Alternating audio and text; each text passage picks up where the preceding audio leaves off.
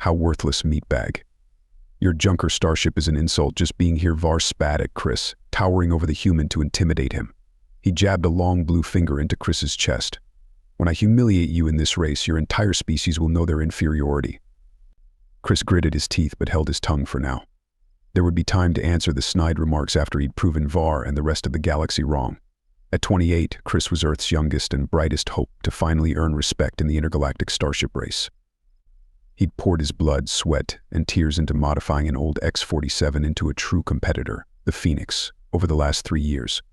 Upgraded engines, life support, navigation, cutting-edge human tech in every system, but to the advanced alien ships gliding into the Prion space station hangar, it still looked like a pieced-together wreck. Chris couldn't back down, though. Humanity needed this victory. As a new spacefaring species, they were seen as primitive, backward, mocked, disrespected. But not for much longer if he had anything to say about it. The Phoenix would burn a path to the finish line, lighting the way forward for all humankind. He just prayed his skills and ship were up to the task. The stakes couldn't be higher. It was fly or fail for Earth now. Chris wiped the sweat from his brow as he tinkered with the Phoenix's life support system. The hangar was quiet at this late hour, with most of the other contestants already retired for the night. He preferred it this way, able to focus on his work without distractions or prying eyes. Suddenly, an alarm blared from the console. Chris jumped back as sparks flew from the wiring he'd just been adjusting. What the hell? He quickly shut off the alarm and assessed the damage. The life support was fluctuating wildly, oxygen levels dropping fast. If he'd been in space. Sabotage it had to be. Chris gritted his teeth, anger rising in his chest. He'd expected the other racers to play dirty, but this was attempted murder. The next day, Chris carefully installed hidden cameras around the Phoenix. He had to catch the culprit in the act. Night after night, he reviewed the footage until... There, a shadowy figure crept onto his ship, fiddling with the wiring. Chris zoomed in on the image. Zortex, that damned bug. He confronted the Xanthian in the hangar. I know what you did to my ship. You nearly killed me. Zortex clicked his mandibles, compound eyes shifting nervously. It was just business, human. Var promised a cut of the winnings to take you out of the race. You're in over your head. Chris stormed off to report the incident to the officials, Zortex's confession still ringing in his ears. But the bureaucrats stonewalled him at every turn. These are serious allegations, the head official said, glancing at a stone-faced Var. But without concrete proof. I have the footage. Zortex admitted the official cut him off. Circumstantial at best. Unless you can provide irrefutable evidence, we cannot take action against other contestants based on your word alone. Chris left the meeting fuming but refused to let this setback stop him. He'd show them on the racetrack where it really mattered. As the day of the race approached, Chris put the final touches on his secret weapon. The experimental propulsion system was a marvel of human engineering combined with scraps of alien tech he'd bartered for on the black market. Risky? Yes, but it might just give the Phoenix the edge it needed. The night before the race, Chris was heading to his quarters, mind buzzing with pre-race jitters when Var and his lackey cornered him. You've caused me enough trouble, Earthling, Var growled. Withdraw now. Last chance. Chris squared his shoulders and looked the blue alien dead in the eye. You want me out of this race? You'll have to beat me fair and square, though I doubt you're capable of that. Var raised a fist, but the whine of Pion's security drones made him pause. This isn't over, human. Tomorrow you die. He stalked off, shoving Chris as he passed. Chris let out a shaky breath. He should be nervous facing death threats before the biggest race of his life, but as he looked up at the stars, resolve hardened in his gut. He would win this race for himself, for the Phoenix, for humanity, no matter what it took. Chris's heart raced as he guided the Phoenix into position at the starting line. The sleek ships of his alien competitors gleamed under the bright hangar lights. A newcomer caught his eye, a matte black vessel with an unknown pilot obscured by a dark hood. Chris filed that mystery away as he focused on the task at hand. The signal blared, and the ships lunged forward as one. Chris gunned the thrusters, weaving and rolling to jockey for position in the early fray. The first major obstacle rapidly approached a dense asteroid field. The nimble Phoenix zipped into the chaotic mess of space rock, Chris reacting on instinct, pitching and yawing smoothly around asteroids. His piloting skills shone as he expertly navigated the treacherous field, emerging from the asteroids. Chris found himself vying for the lead alongside Var and the enigmatic dark ship. They barreled through the course, locked in a dead heat. Nebulas swirled in Chris's view screen as they hurtled onward. The most harrowing leg of the race loomed ahead, a supermassive black hole's accretion disk. Ships would have to thread the needle, balancing dangerously close to the event horizon. Crushing gravity and searing radiation pummeled the racers as they skirted the roiling maelstrom of energy and debris circling the black hole. The extreme conditions proved too much for several ships, which peeled off in defeat. Chris and his two rivals shot out the far side of the accretion disk, neck and neck once more. The Phoenix groaned, pushed to its absolute limits. It was now or never. Chris activated his secret weapon, the experimental propulsion system. The ship jolted forward with a massive burst of acceleration, blasting past Var and the dark ship. But the Phoenix was never meant to take this level of strain. Alarms shrieked as the vessel shuddered violently, structural integrity failing. Bulkheads buckled around Chris as he fought to maintain control, realizing with dread that his risky gambit could spell his doom. Through skill and sheer force of will, Chris brought the rattling, shaking ship back from the brink of annihilation. The Phoenix held together, but the lead Chris had sacrificed so much to seize had all but evaporated. Var and his other shadowy opponent were right on his tail as the final stretch came into view. The Prion made his move, ramming the Phoenix in a savage bid to snatch victory from Chris. The ships grappled and spun, locked together. Chris wrestled with the controls, the stars wheeling crazily outside the cockpit. Teeth gritted in desperation, he finally broke free of Var's assault, but it was too late. The black ship rocketed across the finish line uncontested. In the wake of the race, the mysterious victor unmasked himself as Zortex, the same insectoid saboteur Chris had caught tampering with his ship before. The wily Xanthian had played Var and Chris against each other, eliminating his competition through guile and deception. Chris was battered but unbroken. He had revealed the depths of human determination and ingenuity for all the galaxy to see, and when he arrived home to a hero's welcome, it was clear his valiant effort had won Earth new respect on the intergalactic stage. Chris wiped the grease from his hands as he stared at the message on his datapad, brow furrowed. The Prion High Council wanted to meet with him. He read the message again just to be sure his eyes weren't playing tricks. They were impressed with the Phoenix's performance in the race, impressed with his experimental propulsion system, and now they wanted to collaborate to develop new technologies together. Part of him was immediately suspicious. The Prions had caused him nothing but trouble, what with Var's constant insults and sabotage attempts. Could he really trust them? But another part, the part that always dreamed of pushing the boundaries of what was possible, leapt at the chance to work with their advanced technology. The door to his workshop slid open, and a tall, regal-looking Prion strode in, flanked by a retinue of engineers and scientists. "Mr. Chris," I presume the Prion extended a long-fingered hand. "I am Zan, lead scientist for the Prion Expeditionary Force. It's an honor to meet you in person." Chris shook the proffered hand cautiously. "The honor is mine. I have to admit, I was surprised by your government's offer." Zan nodded, his dark eyes serious. "I understand your hesitation, given your recent experiences with some of our less enlightened citizens. I want to assure you those responsible for the sabotage attempts will be brought to justice. We do not condone such actions."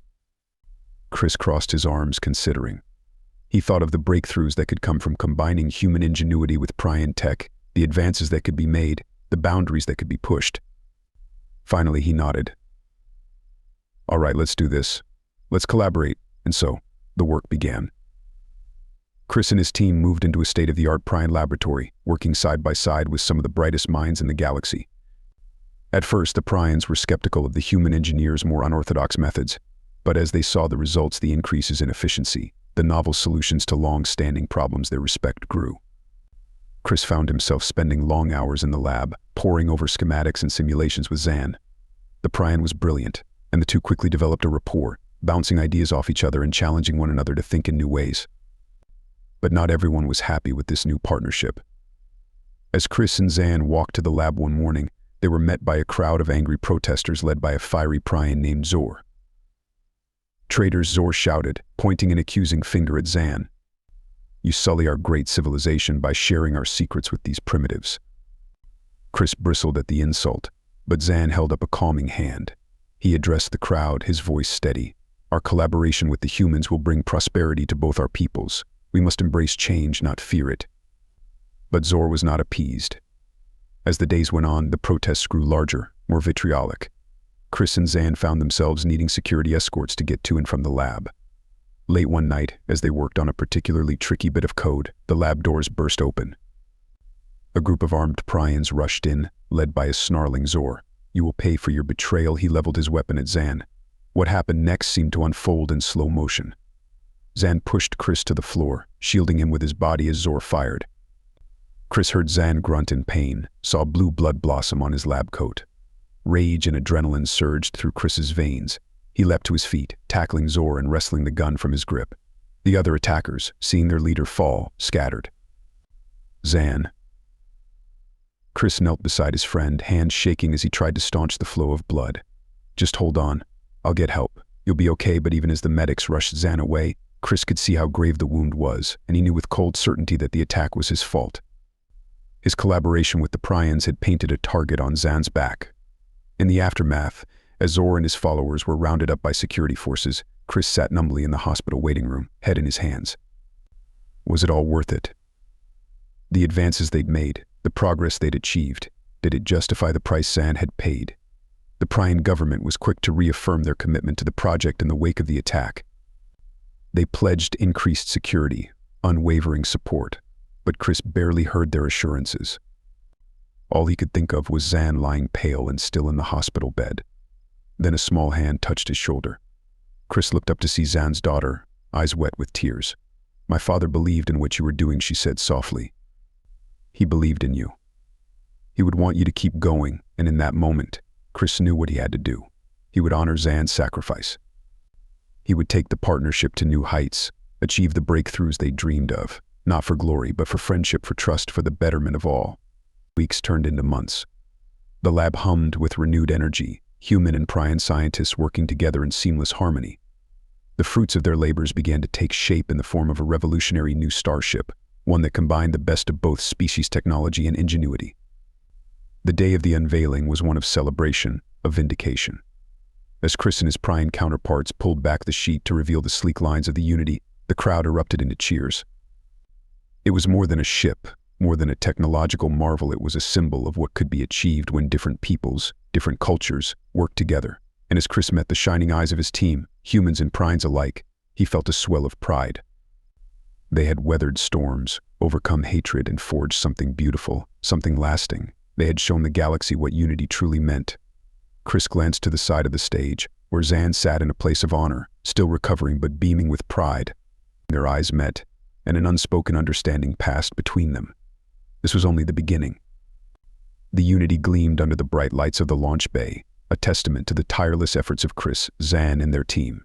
Dignitaries from Earth and Prioria filled the observation deck, murmuring in excitement. Chris tugged at the collar of his dress uniform. He still wasn't used to the pomp and circumstance. Zan nudged him. "Relax, my friend. This is a moment to savor." Chris nodded, a smile tugging at his lips as he surveyed the sleek lines of the ship. Their ship. The scars from Zan's brush with death had faded, but the memory of that dark day still haunted Chris. They had come so far since then. The Pryan Prime Minister stepped up to the podium. "Today we celebrate not just a technological marvel, but a bond between our peoples." His words were cut off by a commotion at the back of the room. The crowd parted, revealing a disheveled, desperate-looking Pryan. Chris's eyes widened. "Var," he breathed. The disgraced pilot stumbled forward, ignoring the security guards reaching for their weapons. "Please, you must listen," Var rasped. "The traditionalist Zor. They're not working alone." Zan held up a hand, staying the guards. "Explain yourself." "The Kranox," Var said, his voice shaking. "A hostile species bent on dominating us all. They've been manipulating Zor, using him to undermine your partnership." A chill ran down Chris's spine. If Var was telling the truth. "How do you know this?" Chris demanded. Var met his gaze, eyes haunted. "Because they tried to recruit me after the race. I refused, went into hiding, but I couldn't stand by. Not anymore." He straightened, a flicker of his old fire returning. "I want to help. I want to make things right." Chris looked to Zan and saw the same realization in his eyes. This changed everything. The Prime Minister cleared his throat. "It seems our maiden voyage must wait. Captain Chris, gather your crew. If this threat is real, the Unity must uncover the truth." Chris nodded, already moving. "Zan is with me. We have a conspiracy to unravel." The Unity slipped out of the launch bay, a shadow against the stars. Chris sat in the captain's chair, Zan at his right hand, Var hunched over the sensor array. The bridge hummed with tension. They started at the traditionalist stronghold. sifting through abandoned computers, searching for a trail. Fragments emerged, coded transmissions, deleted files, whispers of a planet on the fringes of known space. The Kranox homeworld, Var said grimly. It has to be. As they raced toward the coordinates, Chris pored over every scrap of data they'd gathered, trying to piece together the Kranox plan. A chilling picture emerged. They've infiltrated both our governments, Chris said, dread settling in his gut. Sleeper agents, waiting for a signal. And look at this, a fleet amassing just beyond sensor range. Zan's fists clenched. An invasion force. They're going to attack, wipe out our defenses before we even know what's happening. Not if we stop them first, Chris said, steel in his voice. They sent warnings racing back to Earth and Pretoria, praying they would be believed. Then the Unity plunged into Kranox space, one ship against an armada. Laser fire streaked past the view screen as they wove between enemy vessels, searching for a weakness, an opening. The Kranox ships were strong but slow to turn. Chris saw their chance. There he pointed to a flickering shield juncture on the lead dreadnought. Var, lock torpedoes. Zan, get ready to punch a hole in their defenses. The crew moved as one, a perfect dance of human instinct and prion precision. Torpedoes blazed through space, Zan's deft manipulation of the Unity's systems guiding them true. The dreadnought's shield flickered, faltered. Fire at will. The Unity unleashed a barrage, tearing into the exposed hull. The Kranox ship listed, belching flames, but even as it fell away, 3 more moved to take its place, cannons bristling. We can't take another hit like that, Zan warned, his face grim. Chris's mind raced, desperate for a solution. Then Var spoke, his voice quiet but firm. I have an idea. If I take a shuttle, get in close, I can plant charges on their shield generators, blow them wide open. Chris shook his head. No, it's too risky. We'll find another way, but Var was already moving, a small smile on his face. This is my chance, Chris. To make amends. To be the prion I should have been all along.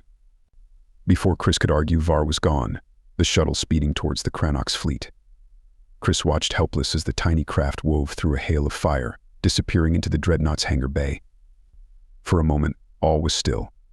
Then a brilliant flash lit up the Kranox ship, then another and another. Explosions blossomed along its hull as its shields winked out of existence. All weapons, fire, Chris roared. The Unity unleashed hell, tearing into the defenseless ship. It crumpled like tin foil, secondary explosions ripping it apart from within. But there was no sign of Var's shuttle. The battle raged on, the Unity ripping through the disarrayed Kranox fleet. One by one, the enemy ships fell until only the Unity remained, battered but unbowed. In the aftermath, Chris and Zan stood on the bridge, staring out at the wreckage. The Kranox threat was ended, the conspiracy unraveled. Earth and Pretoria were safe, their partnership stronger than ever. But the cost had been high. He did it, Zan said softly. Var, he saved us all, Chris nodded, a lump in his throat. He found his redemption in the end. They stood in silence, mourning the friend they had lost and celebrating the future he had given them. The Unity had lived up to her name. You have reached the end of the story. If you enjoyed this story and want to support us, please leave a like and subscribe to our channel. And for every comment that says I will heart every single one of them. Thank you for your time.